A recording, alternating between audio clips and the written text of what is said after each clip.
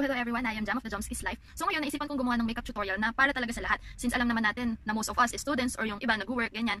So yung mga expenses natin kadalasan nanggagaling lang sa ipon, sa baon, sa bigay hindi ng atinang since katatapos lang ng Christmas and New Year, sa allowance from the parents, or yung mga sweldo talaga nila from their part-time jobs, or yung mga job talaga nila.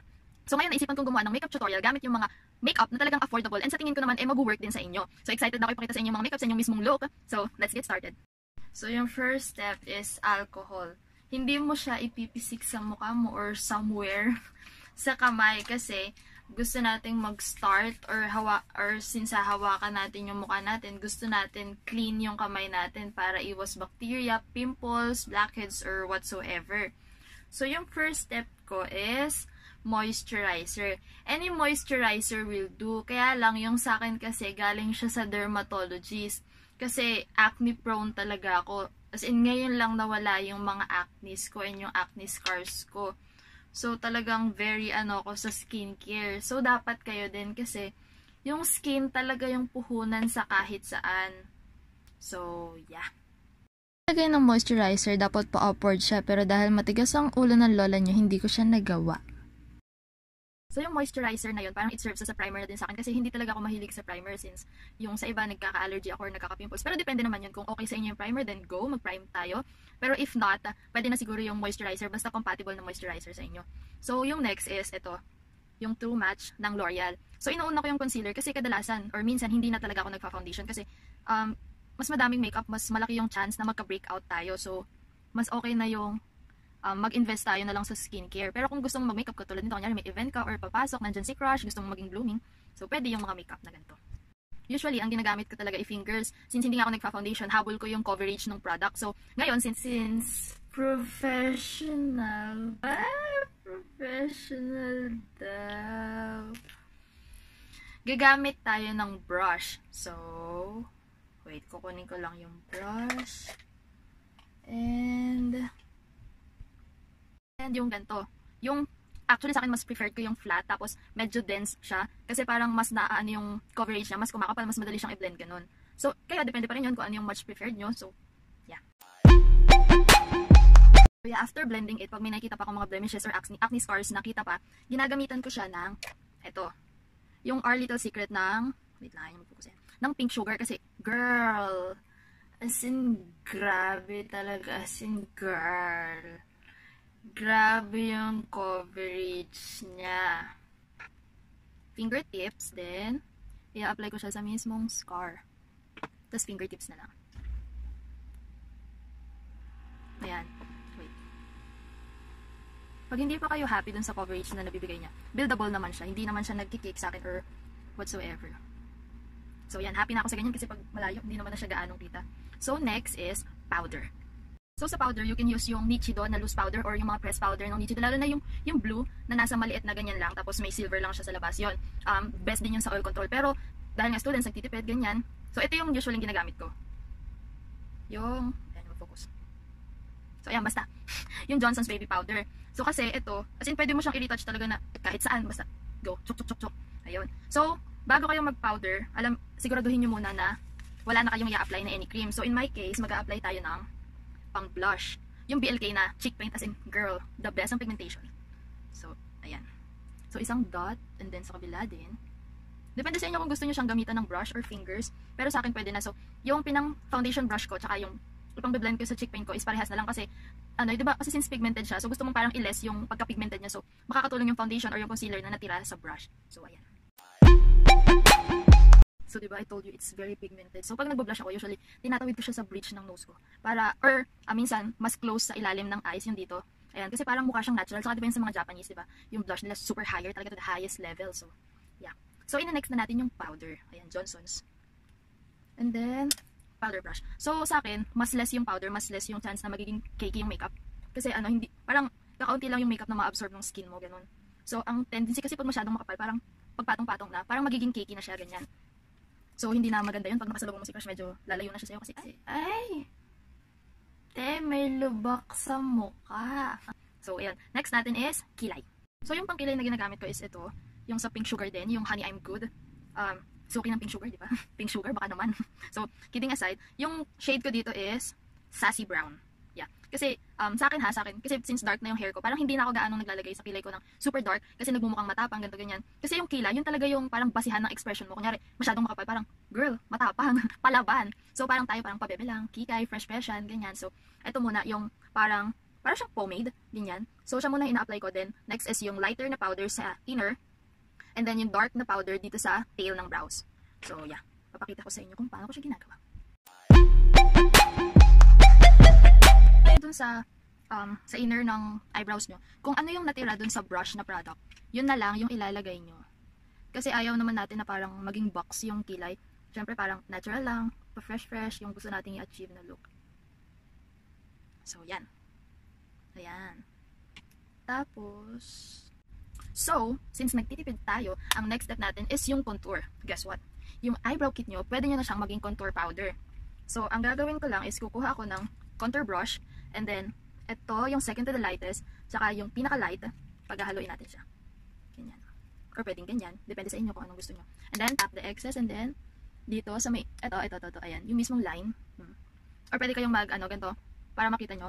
And then, halo, tap the excess, and then, since nabiyayaan tayo ng malaking forehead, i-contour natin ang forehead. So, taas ang mga kamay ng biniyayaan ni Lord ng malaking forehead. So, damay din natin yung chin para mawala ang double chin.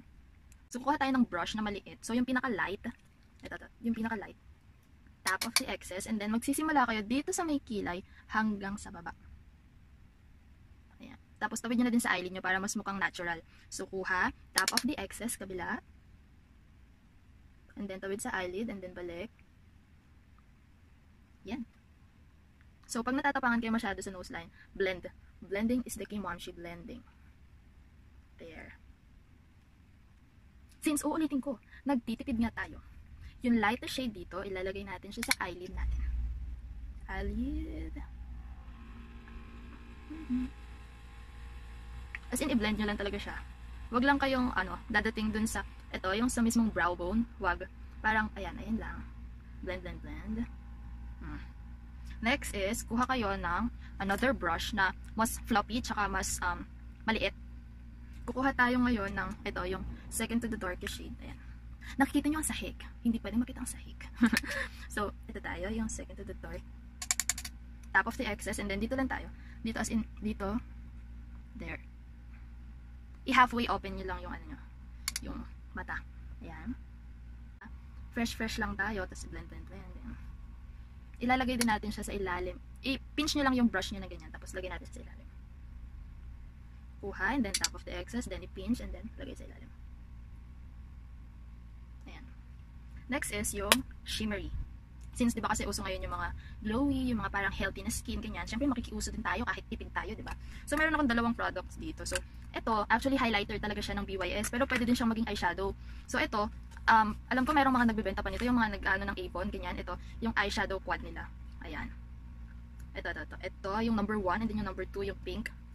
So, ang gagamitin natin is, ito, yung Avon, since mas affordable siya. So, ito lang. Yung number 1, lagay lang natin siya dito. Oh, diba? Sobrang pigmented niya, girl. Avon is actually nag-i-improve. Kasi dati ang nabutan ko lang na Avon is yung lipstick, yung lip balm, tas yung mascara na clear. Yun lang yung Avon product ko dati kasi hindi naman talaga ako nagme-makeup dati. So, ayan. Lagay lang ulit tayo ng number 1, yung pa rin. Tas sa kabila, i-pop lang natin siya sa eyelid natin. Tas ikalat mo lang para parang natural, ganyan. Tas again, babalik tayo dun dito sa maliit, and then blend. Actually, hindi siya ganito kaputi sa personal. I don't know kung ba't ganyan sa camera, pero let's blend it. Yan, di ba parang girl buhay, ganyan. So, next natin is yung highlight. So, ang kukunin natin is, etong white. See, kung gaano ko siya ka-love. Nagkaroon na siya ng crack. So, ito yung white, and then, lagay lang natin siya sa inner corner, or sa inner tear duct. Or sa mismong tear duct, I don't know what it is called. So, ayan, lagay lang natin siya. Lagay lang, para kahit puyat, bes. Kahit may thesis, kahit puyat. Fresh. So, i-blend lang natin lahat. All together. We're almost done. So, nakalimutan ko pala mag-highlight sa aking face. So, ako, mas preferred ko yung mga gantong brush pang highlight kaysa yung fan brush na maliit. Kasi ito parang nagaganon mo siya everywhere, ganyan. Again, depende yun kung saan kayo mas sanay, saan nyo mas gusto, ganyan. So, ito, at ito, blend, and then top of the excess, and then to the highest. Yes, girl, you're glowing, girl! Yes, girl. Para pag nakita mo si crush, tapos may araw, like, oh my God, ganon. Ayan, sa kabila din. Girl, I see you, BYS, I see you. Ayan. Tapos, huwag kakalimutan ng matangos na ilong. So, kailangan natin patangkusin yan para hindi siya plakda. Ayan. Diba? Girl. Tapos, ito to. Ayan. Ayan. Para mas mukhang bigger yung lips. And then sa chin, para pag chin up mo, like, ayan, may glow din dyan. So, next is, oh, last step na pala. So, ang bilis lang, diba? Pwede mo siyang bilisan actually, pero dahil madaldal ako, so nagtatagal tayo. So, kasalanan ko talaga yun.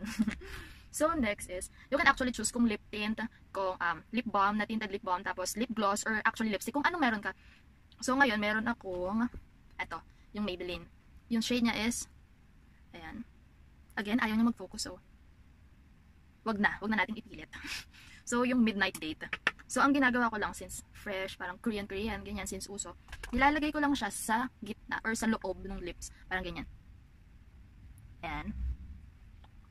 And then, gagamitin natin ng mahiwagang kamay. Ang daliri pala, dahil kamay, masyadong malaki, daliri lang. Ayan. And then, blend. Pag masyado ka natitingkadan, balik ka sa concealer. Lagyan mo yung mga dulo. Ayan, like that. Tapos harap ka ulit sa mirror. And then, blend. And then, gamitin mo naman yung ibang finger mo para hindi mahawa yung, para hindi malagyan ng lipstick yung upper lip kasi diba na-blend mo na to. So, pag ginanon mo pa ulit, kakalat na siya. So, iba naman. So, ayan. Ayan. So, ayan. I-finalize ko lang yung look then, ipapakita ko na sa inyo. So, yeah. We are done. So, actually, kaya to ng mga 5 or to 6 minutes or less than that. Pero dahil madaldal lang inyong lingkod, tinabot tayo ng around 12 to 13 minutes. So, yeah, sana nag-enjoy kayo and sana naging informative and helpful naman yung video na ginawa ko. So,